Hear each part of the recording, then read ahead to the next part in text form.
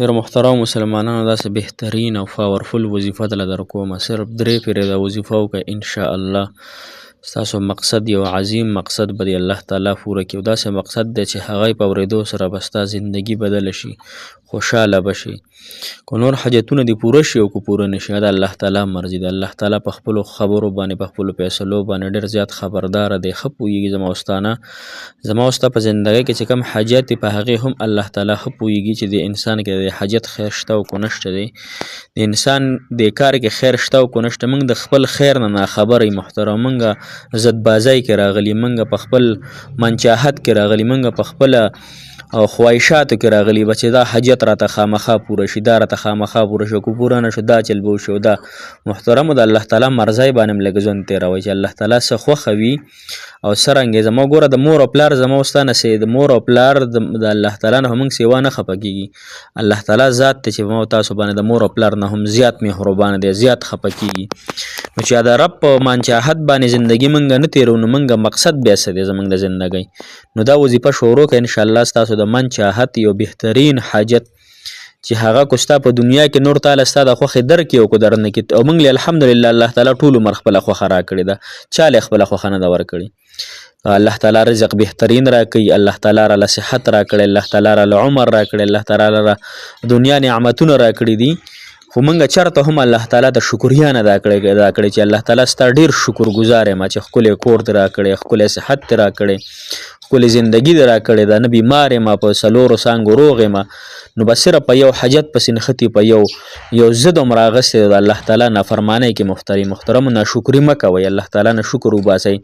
لئن شکرتم لازیدنکم الله تعالی وفرمایي تاسو شکر وباسئ زه به دله نعمتونه سیوا کوم که چېرې موږ په خپل کور باندې شکر وباسو دی نه بهتر کور الله راکړي که په چېرته په الله موږ په خپلې زندګۍ باندې شکر ویسو دا زندګي هم الله تعالی بهتره کړي که په ګناهونو باندې پیمانتیا وکړه الله تعالی به راته ښکلی ژوند راکړي موږ ناشکرۍ تباه او برباد کړل محترمو تاسو خفه کېږئ مه شکر ګزاري ځان کې پیدا کوئ وروي چا ته چې یو څو خبرې میلو شي دله خوشحاله کېدل پکار دی یو شکر ګزاره زړه یو د شکر ګزاره ژبه او یو د مشقت والا بدن نو موږ په خپل بدن باندې مشقت نه تیرو که لږ بیمار شو یا لږ دغه شو یا لږ د الله د سړی امتحان راشي نو محترمه بیا چغې او سورې وهو په ژبه باندې ټوله ورځ موږ غیبتونه کوو په ژبه باندې ټوله ورځ موږ د الله تعالی نافرمانۍ کوو په زړه کې ټوله ورځ د الله تعالی د دین سپکاوالی او د الله تعالی د دین د نعمتونو نافرماني زما او ستا نه کوي محترمو دا زندګي عبث ده ور الله تعالی فرمایي فلا تعقلون آیا تاسو عقل نه لرئ مونږ کې ولې عقل نشته دی چې د الله تعالی نافرماني کوو مونږ کې ولې عقل سوچ سمجھ نشته دی چې د الله تعالی په راکړه باندې ورکړه باندې مونږ نه خوشحالیږو محترمو نن چې کومه وظیفه راته ښیم انشاءالله دا 3 پېرې سحر وایي 3 پېرې ماښام وایي انشاءالله داسې بهترین هغه نعمت به راته الله تعالی درکړي که نورو ته سم میلو نه شي د ولږې نه مړ شم نو دا نعمت چې راته میلو شي او قیامت کې که نه نو محترمو بس څه دې موږ ته نه میلاوېږو چې الله تعالی راته دا نعمت راکړي السلام علیکم ورحمت الله وبرکاته ډېر معزز محترمو قابل قدر مسلمانانو ورونو خویندو هغه مسافر کم چې بهر وطنونو کې ژوند کوي الله تعالی د ټولو مسافرو له ډېرې خوشحالۍ ډېر عزتونه ډېر راحتونه ورکړي الله تعالی مو د آخر او د دنیا ټولې خوشحالۍ نصیب کړه الله تعالی مو په زړه باندې خوشحاله کړه محترمو نن زموږ وظیفه ده رضیت بالله ربا وبالاسلام دینا وبمحمد نبیا صلی الله علیه و آله وسلم 3 پېرې ها هیڅ پکې ګران نشه دې ترجمه ده ای الله زستا ته زمونږ رب او اسلام چې دی هغه زمونږ دین دی او محمد صلی الله علیه وسلم زمونږ نبی دی مونږ په دې باندې راضي دا دې معنی ده حضرت ابو السلام رضی الله تعالی عنہ روایت ته چې حضور پاک صلی الله علیه وسلم وفرمایل چې څوک 3 پېرې سحر او 3 پېرې ماښام دا وظیفه کوي نو د قیامت په ورځ به الله جل شانه دې په خپله راضي کوي او الله تعالی به دې خوشحالۍ او انعام او اکرام به کوي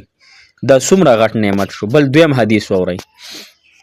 دویم حدیث کې محترم مسلمانانو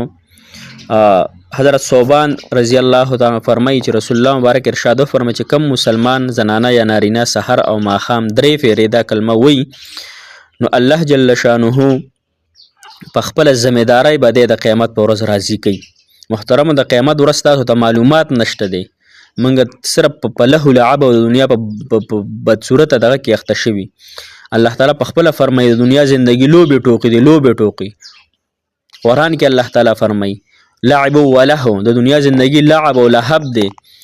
لوبې ټوکې دي. دې لوبې ټوکو پسې ما او تاسو څومره سرګردانې څومره نافرمانې څومره په خپلو خواهشاتو باندې سرګرم وي څومره د الله تعالی نافرماني من کې موجوده ده. نو هغه د قیامت ورځ چې راشي که نه ټول انسانان به له غړي بربنډ به بربنډ د چا په بدن باندې به کپړه نه وي. محترم مسلمانانو هر انسان به د شرم او د حیا نه بل انسان ته نشي کتلی. حضرت ام عایشه رضی الله تعالی عنها رسول الله مبارک ته عرض کړه رسول الله په دغه ورځ چې ټول خلک له غړي نه یو بل ته ونه ګوري. رسول الله مبارک صلی الله علیه وسلم فرمایل نه عایشه هغه به دومره سخت او هیبتناک ورځ وي چې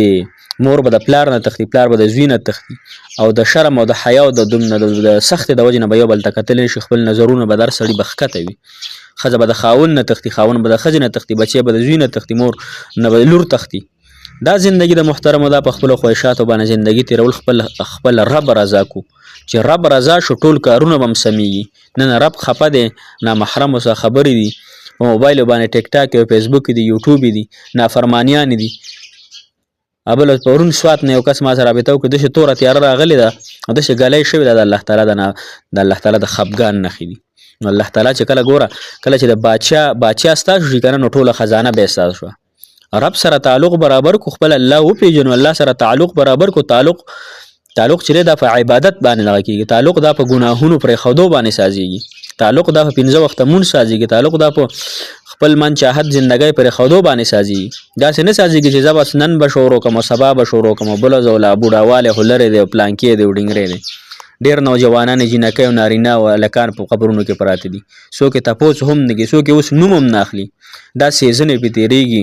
دا ګرمیانې او یخنیانې او دغه پې پسرلي پې تېرېږي څوک د هغوی نوم او نشان نه اخلي. دغه به زما او ستاسو هم بله ورځ زندګي نن کو پردی کټ ما په خپلو اوږو یوړو سبا زما د جنازې کټ په د پردو اوږو باندې رواني. محترمو نو خپل الله رضا کوي د الله تعالی د رضا دپاره خپله زندګي جوړه کوي او زندګي سازېږي په اعمالو باندې زندګي سازېږي په نیک اعمالو باندې زندګي سازېږي د الله تعالی سره په تعلق او محبت باندې. موږ په لالچي محبتونو کې اخته شوي نن پلانکي سره محبت دی او ډینګري سره محبت دی. دا د الله تعالی سره محبت وکړي چې د ښکلي شکلونه پیدا کړي. الله تعالی سره محبت وکړي چې د ښکلي بنګلې پیدا کړي. الله تعالی سره محبت وکړي چې د ښکلي بچیانې پیدا کړي.